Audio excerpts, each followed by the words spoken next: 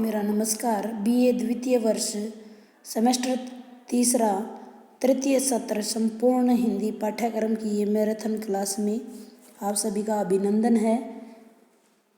जैसा कि आप सबको पता है कि हमारी जो पुस्तक है आधुनिक हिंदी कविता, उसमें 7 कवि आपके पाठ्यक्रम में हैं, जिसमें से यहाँ मैं संक्षिप्त जानकारी उनकी कविताओं की आपको दूंगी। जैसा कि आपको पता है कि अब की बार आपके पेपर में 9 प्रश्न पूछे जाएंगे, जिनमें से किन्हीं 5 प्रश्नों के उत्तर आपने देने हैं। इसका अर्थ यह हुआ कि 5 प्रश्न आपके 16-16 नंबर के होंगे। सप्रसंग व्याख्या, साहित्यिक परिचय, आपकी कविताओं से 4 प्रश्न आएंगे जो कि 4-4 नंबर के होंगे। रीतिकाल से आलोचनात्मक प्रश्न पूछे जाएंगे, जिसमें रीतिकाल का नामकरण, परिस्थितियाँ, रीतिबद्ध, रीतिसिद्ध, रीतिमुक्त और रीतिकाल की उपलब्धियाँ शामिल हैं।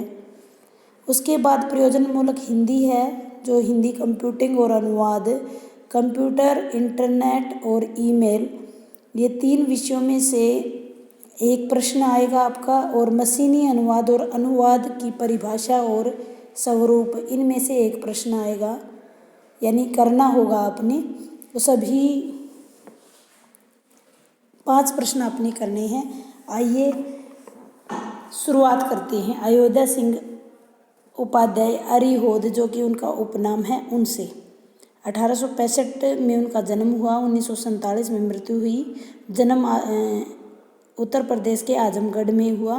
काशी विश्वविद्यालय से उन्होंने अपनी शिक्षा दीक्षा ली। यहाँ हम पवनदूती आपके पाठ्यक्रम में लगी हुई है। पवनदूती जो है प्रिय प्रवास, जिसमें 17 सर्ग हैं। इन्हें उस पर मंगला प्रसाद पारितोषिक भी मिला हुआ है।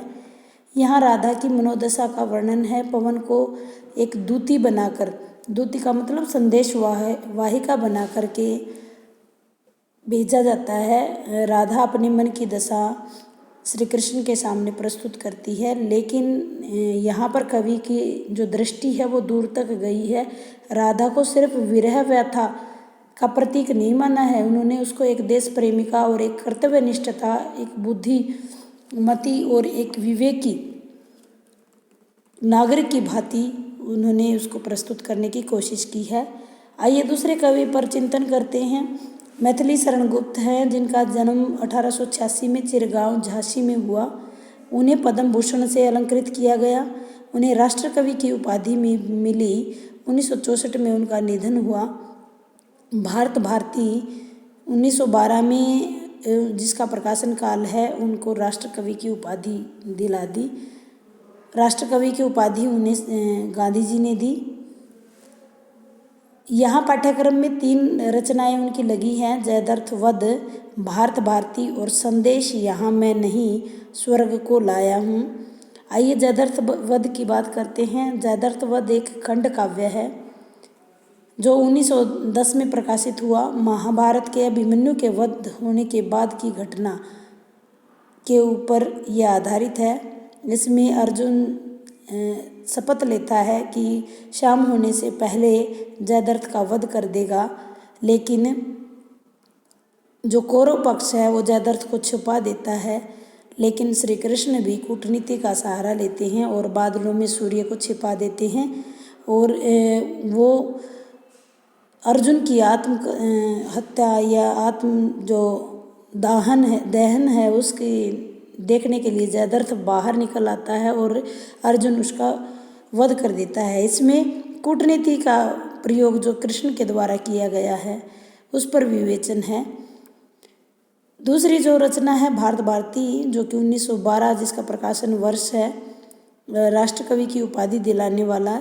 भारत भारती में 3 खंड हैं। यह भी एक खंड काव्य है। इसमें 3 मुख्य खंड हैं, वर्तमान, अतीत, वर्तमान और भविष्य।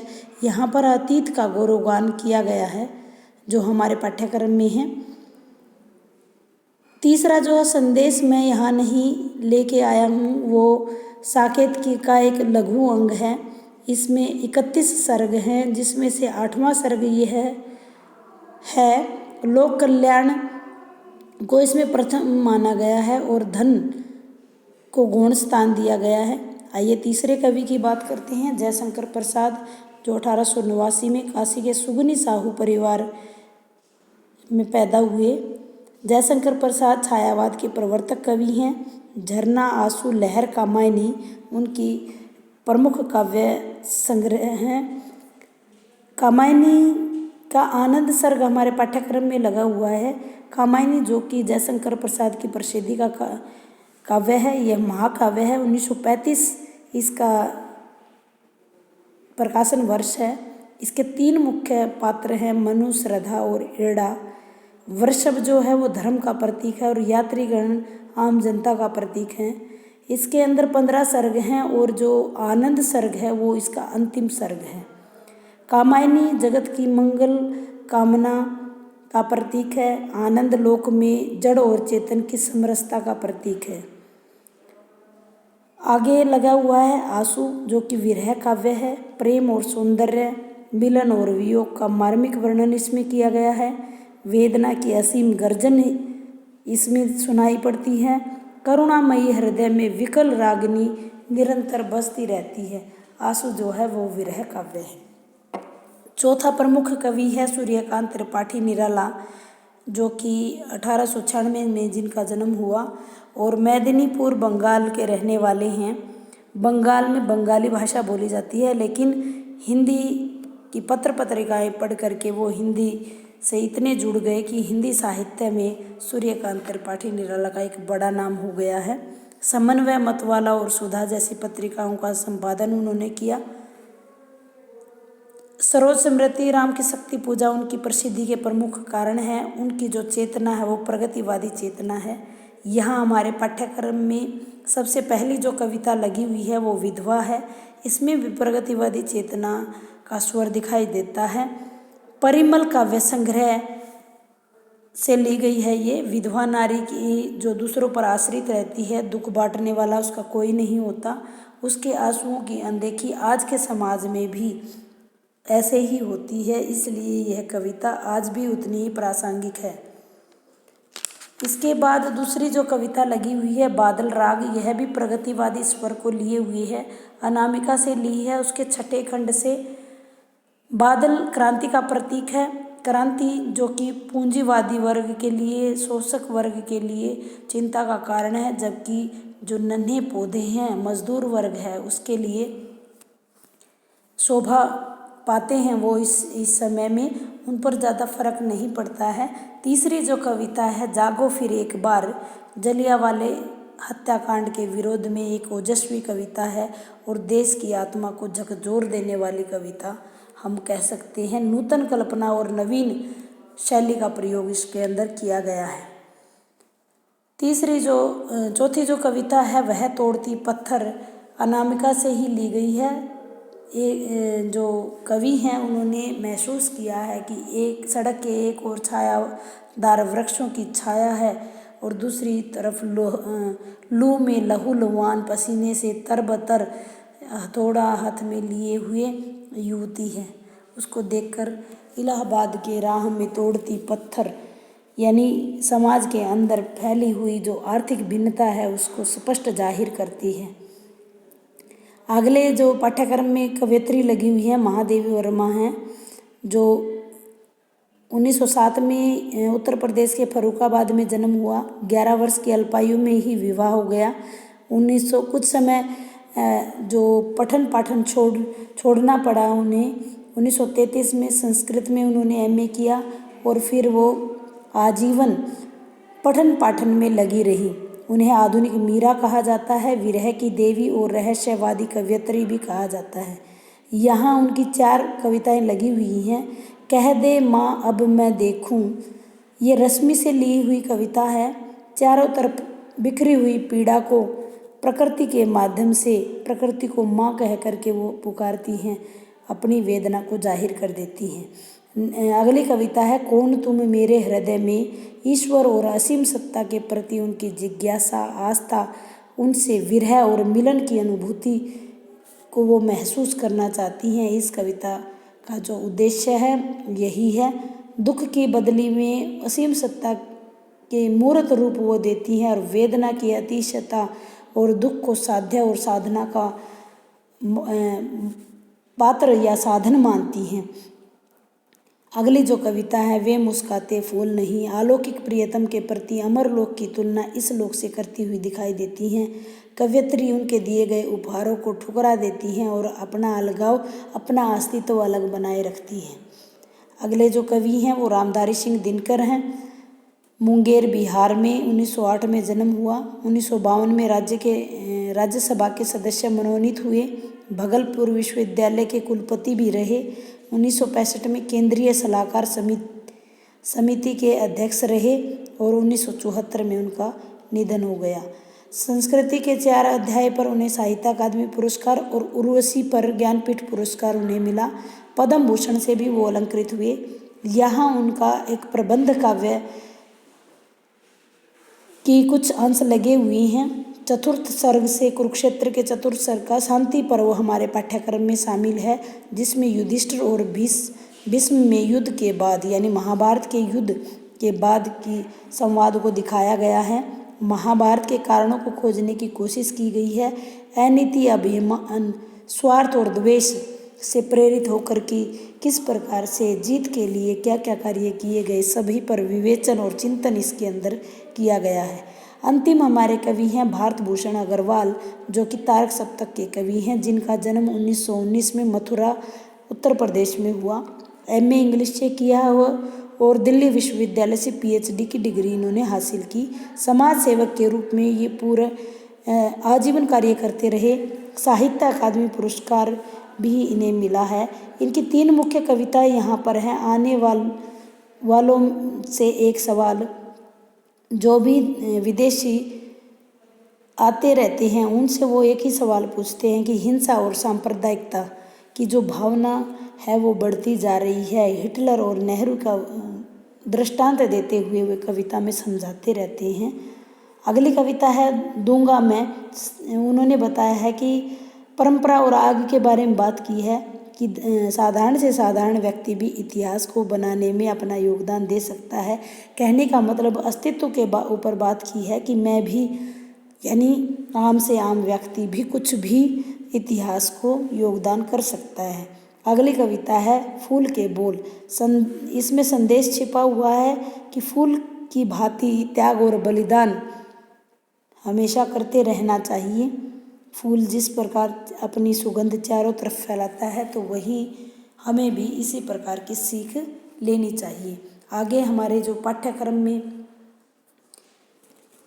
लगे हुए हैं प्रयोजनमूलक हिंदी कंप्यूटिंग और अनुवाद। जैसा कि मैं पहले बता चुकी हूँ, अनुवाद 2 तरह का है, मशीनी अनुवाद और अनुवाद। अनुवाद में आप जानते ही हैं कि अनुवाद में एक स्रोत भाषा होती है और एक लक्ष्य भाषा होती है। डायग्राम के माध्यम से मैं आप सबको बताना चाहती हूँ कि स्रोत भाषा कौन सी होती है और लक्ष्य भाषा कौन सी होती है। जैसे अंग्रेजी से हमें हिंदी में अनुवाद करना है, तो इसको हम स्रोत अंग्रेजी को कहेंगे और हिंदी को लक्ष्य भाषा कहेंगे। इसी प्रकार हिंदी से हमें कुछ अनुवाद करना है इंग्लिश में, तो हिंदी स्रोत भाषा होगी और इंग्लिश लक्ष्य भाषा होगी। इसका एक कुछ चीज़ें जाननी जरूरी हैं कि स्रोत भाषा से लक्ष्य भाषा में बदलने के लिए हमें किस किस प्रक्रिया से गुजरना पड़ता है। जैसे सबसे पहले दोनों भाषाओं का हमें ज्ञान होना ज़रूरी है, क्योंकि जब तक हमारे पास दोनों भाषाओं का ज्ञान नहीं होगा तब तक हम अनुवाद नहीं कर पाएंगे। और पठन पाठन यानी सबसे पहले मैं आपको अनुवाद को बताने की कोशिश कर रही हूँ। पहले मैंने बताया दोनों भाषाओं का ज्ञान होना ज़रूरी है, विषय का ज्ञान होना ज़रूरी है, उसकी व्याकरण आपको आनी ज़रूरी है। तीसरा है आपकी पठन पाठन में रुचि और भाव बोध, आप कितने अच्छे से आप उसके भाव को पकड़ पाते हैं। फिर आप व्याकरणिक विश्लेषण कैसे कर लेते हैं कि लिंग, वचन, पुरुष और काल के अनुसार आप कर्ता, कर्म, क्रिया आदि पदों पर दृष्टि के अनुसार भाव निकाल पाते हैं या नहीं।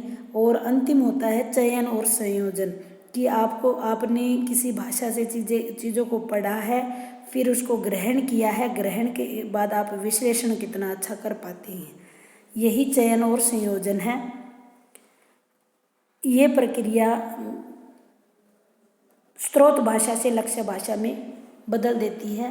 प्रश्न इस प्रकार आ सकता है कि अनुवाद से क्या तात्पर्य है और इसे इसका स्वरूप या परिभाषा है बताइए। तो अनुवाद ट्रांसलेशन शब्द का हिंदी रूपांतरण है। ट्रांस का मतलब होता है आर पार, और अपनी भाषा यानी एक भाषा के विचारों को दूसरी भाषा में व्यक्त करना।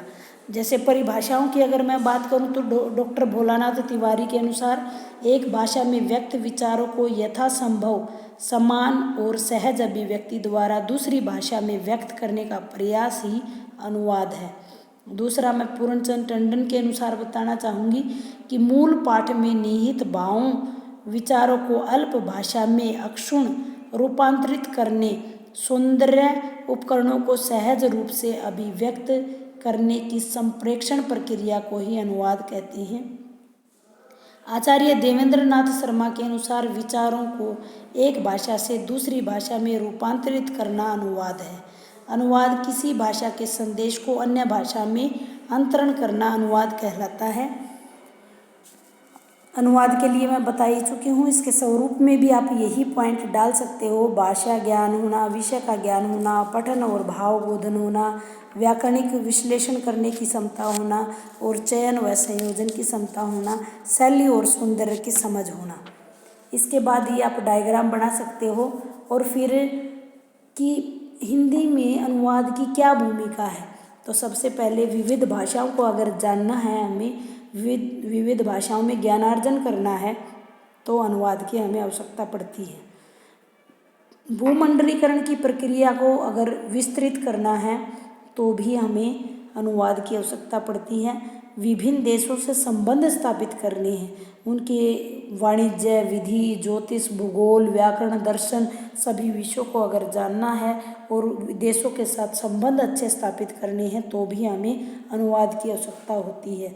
पत्रकारिता में अनुवाद की महत्वपूर्ण भूमिका है, क्योंकि देशों का विदेशों पर, विदेशों का देश पर प्रभाव पड़ता रहता है। कोई न कोई घटना नित्य नई आती रहती है, नवीन तथ्य सामने आते रहते हैं, तो हमें इसकी आवश्यकता पड़ती रहती है। आज जो कि सोशल मीडिया है, दूरदर्शन है, आकाशवाणी है, तो इन सभी में हमें अनुवाद की ज़रूरत पड़ती रहती है।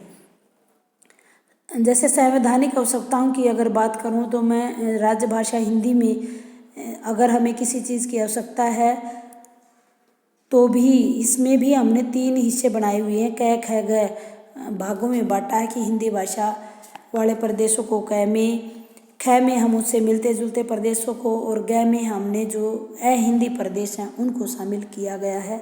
तो उन्हें भी हिंदी से रूबरू कराना है या फिर उनकी भाषा हमने सीखनी है, तो अनुवाद का ही महत्व होता है। आयकर कार्यालय, जीवन बीमा निगम, बैंकों में हिंदी अधिकारी और हिंदी प्रबंधक के पद होते हैं, और अनुवाद के लिए भी जो पोस्ट है वो निकाली जाती है। तीसरा, हम इंटरनेट के संदर्भ में इसके की भूमिका बता सकते हैं कि आज जो है इंटरनेट चारों तरफ सूचना क्रांति का एक दौर सा आ गया है। इंटरनेट जो एक इलेक्ट्रॉनिक माध्यम है जिससे हम कम खर्चे में, कम श्रम के माध्यम से अधिक समय को उपयोगी और सर्वश्रेष्ठ बना सकते हैं। घर में ही हम किसी पुस्तकालय की पुस्तक में जा सकते हैं। तो अनुवाद कला में प्रवीणता अगर हमें होगी तो हम किसी भी भाषा में किसी भी रोग का उपचार घर बैठे हम कर सकते हैं। तो इंटरनेट में भी हिंदी का जो महत्व है वो बढ़ता जा रहा है, और साथ साथ अनुवाद का भी। जैसे इंटरनेट पर अभी बहुत सारी भाषाओं में अनुवाद हो सकता है। अब करते हैं बात हम मशीनी अनुवाद की। अब इसके प्रकार भी हैं, जैसे शब्दों का अनुवाद और या भावानुवाद, 2 मुख्य प्रकार माने जाते हैं अनुवाद के। अब मशीनी अनुवाद क्या है? मशीनी अनुवाद, जैसा कि आप समझ ही चुके हो कि मशीन के द्वारा किया जाने वाले अनुवाद को एक भाषा से दूसरी भाषा में बदलने को हम मशीनी अनुवाद कहते हैं। मशीनी अनुवाद में हम स्रोत भाषा से लक्ष्य भाषा में किसी पाठ का अनुवाद कर देते हैं। अब अनुवाद और मशीनी अनुवाद में क्या अंतर है, फिर क्या ज़रूरत पड़ गई? वैसे पुस्तकों में अनुवाद को महत्व दिया जाता है, लेकिन आज का जो समय है वो बहुत ही तीव्र गति से बढ़ रहा है। किसी के पास समय नहीं है और अनुवाद करने में तीव्रता देने के लिए मशीनी अनुवाद का स्थान आ रहा है। हालांकि इसमें कुछ सीमाएं भी हैं। कुछ सॉफ्टवेयर जो हैं वो बहुत अच्छे डेवलप हो चुके हैं, कुछ अभी इसमें कार्य होने बहुत बाकी हैं। इसमें भी यही प्रोसेस अपनाया जाता है कि पहले आप इनपुट डालते हैं, स्रोत भाषा को डालते हैं कीबोर्ड के माध्यम से, फिर उसमें प्रोसेसिंग होती है, अर्थमेटिक इकाई में नियंत्रण करते हैं, आप देखते हैं, प्रीव्यू देखते हैं कि ठीक आया या नहीं, फिर उसका प्रिंट ले लेते हैं, आउटपुट निकाल देते हैं। ये हम मशीनी अनुवाद के बारे में बता रहे हैं। प्रश्न ये पूछा जा सकता है कि किन किन चीज़ों की आवश्यकता होती है। तो मशीनी अनुवाद में सबसे पहले हार्डवेयर की ज़रूरत होती है। प्रक्रिया में हमें उपयुक्त जो सॉफ्टवेयर है, अगर उसके पास शब्दकोश नहीं है, कोई सॉफ्टवेयर नहीं है, तो वो कुछ काम नहीं कर पाएगा। और फिर तीसरी, हमें वैज्ञानिक रूप से संगठित सूचनाएं यानी भाषिक शब्दकोश की ज़रूरत होती है। प्रश्न उसके स्वरूप की बात करें, इसमें भी लैंग्वेज के अलग अलग लेवल हैं, जैसे हायर लेवल लैंग्वेज, तकनीकी शब्दावली यानी इंटरप्रिटेट करने की शब्दावली, ये सारी चीज़ें हमें करनी ज़रूरी हैं। क्रिया का कर्ता या कर्म से संबंध, वचन के अनुसार परिवर्तन, ये सारी की सारी बातें मशीनी अनुवाद में ध्यान में दी जाती हैं। उम्मीद करती हूँ छोटी सी उसके माध्यम से आपको जानकारी मिली होगी, क्योंकि आज मशीनी अनुवाद की अनेक प्रणालियाँ आ चुकी हैं। इन प्रणालियों का सबसे पहले प्रयोग अमेरिका, यूरोप और विदेशों में ज़्यादा हुआ, विशेषकर कनाडा में, जब से अंग्रेजी के साथ साथ फ्रेंच को भी राजभाषा स्वीकार किया गया है, वहाँ पर मशीनी अनुवाद की आवश्यकता अनुभव की जाती है।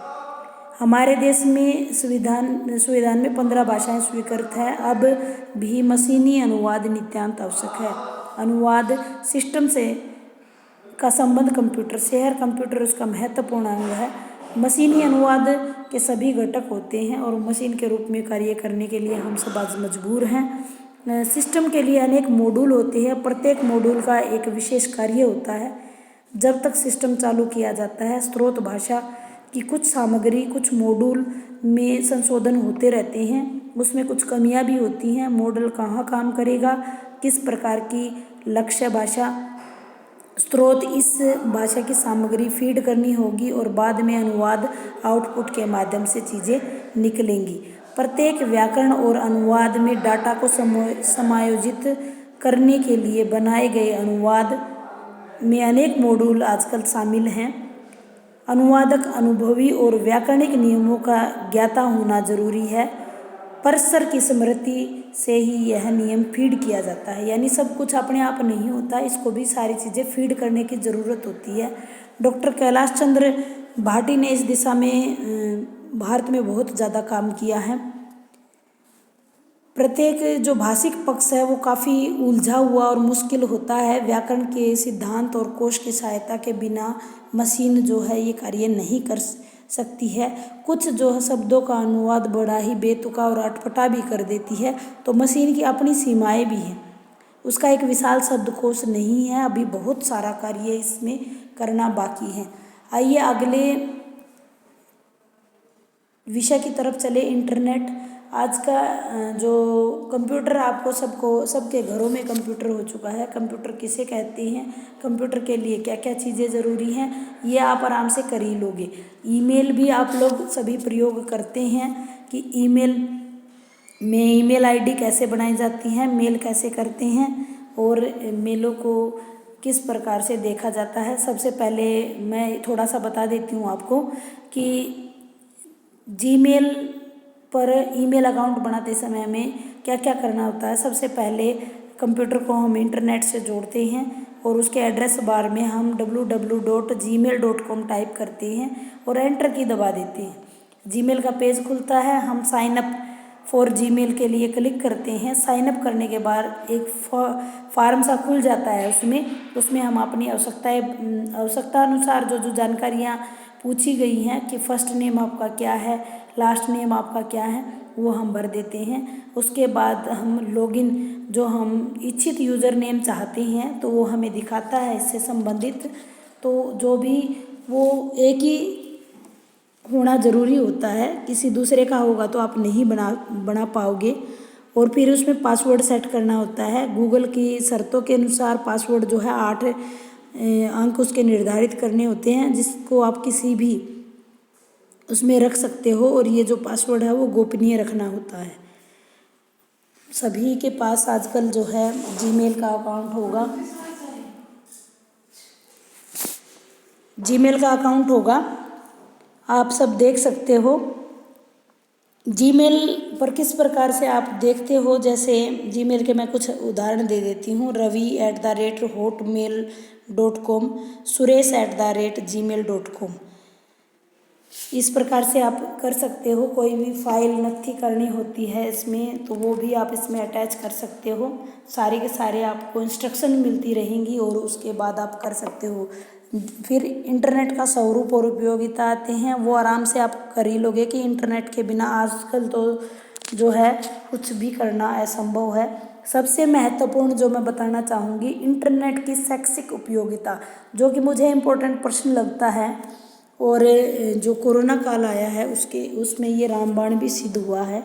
तो इसके मैंने कुछ पॉइंट आपके सामने रखे हैं कि ऑनलाइन शिक्षा, पुस्तकालयों से जोड़ना। जैसे आजकल जो है ऑनलाइन शिक्षा आपको पता ही है, जैसे आपकी ऑनलाइन क्लासेज लगी ऐसे ही ऑनलाइन शिक्षा प्रदान की गई। पुस्तकालयों से जुड़ गए हैं सब कुछ, कि घर बैठे किसी भी पुस्तकालय से आप बैठ करके जानकारी ले सकते हो। निर्देशन किया जा सकता है कि आप क्या पाठ्यक्रम ले, किस विश्वविद्यालय में जाएं, इस प्रकार का गाइडेंस आपको दी जाती है। नौकरियों की जानकारियाँ इस पे मिलती हैं। ऑनलाइन परीक्षाएं आप घर बैठ के दे रहे हो, प्रशिक्षण, किसी भी प्रतियोगिता में भाग ले सकते हो। ये जो है इलेक्ट्रॉनिक डाटा एक्सचेंज कर रही है। मान लीजिए कोई असाइनमेंट दी है तो हम एक दूसरे आप अपने घर से बैठ कर के हमारी मेल पर भेज रहे हैं, तो इस प्रकार डाटा एक्सचेंज हो रहा है, विचारों का आवंटन हो रहा है। एक दूसरे हम ब्लॉग लिख रही हैं, उस पर अपने विचार दे रही हैं, कमेंट साथ साथ आ रही हैं, तभी की तभी प्रतिपुष्टि हमें मिल रही है। ऑनलाइन ट्यूटोरियल हमें मिल रही हैं कि आप पूरे विश्व से जुड़ रही हैं। कहीं भी किसी भी सब्जेक्ट से संबंधित आपको कोई भी समस्या है, आप कमेंट करके बता सकते हैं। इस प्रकार जो है कंप्यूटर यानी इंटरनेट का जो शैक्षिक प्रयोग है वो बहुत ही ज़्यादा सजीव उसको बना देता है। अंतर यानी प्रतिपुष्टि तुरंत मिल जाती है। आप चैटिंग कर सकते हैं, विजुअल चैट कर सकते हैं, ऑडियो चैट कर सकते हैं, वीडियो टेली कॉन्फ्रेंसिंग हो सकती है, वर्चुअल क्लासरूम आजकल शामिल हो गई हैं। बहुत सारी सूचनाएं हम कहीं भी यानी नई और पुरानी सूचनाओं का भंडार कर सकते हैं। जैसे डॉक्टरों के लिए, वकीलों के लिए, व्यापारियों के लिए, सभी के लिए, विद्यार्थियों के लिए ये एक माध्यम हो गया है। कहीं भी जो है कुछ भी आप शामिल कर सकते हो। इंटरनेट से शैक्षिक अनुसंधानों को भी बूम मिला है। इंटरनेट के में जैसे सर्फिंग है, ईमेल है, फाइल ट्रांसफार्मिंग है, ये बहुत उपयोगी सिद्ध हो गया है। अनुसंधान कार्य पर पुनर्विचार किया जा सकता है, विशेषज्ञों से मार्गदर्शन लिया जा सकता है। आजकल जो है क्लासेज, और सबसे बड़ी विशेषता इसकी है कि विशेषज्ञ यानी सब्जेक्ट के एक्सपर्ट से आप पूरे घर बैठ के किसी भी सब्जेक्ट की जानकारी को आप ले सकते हैं।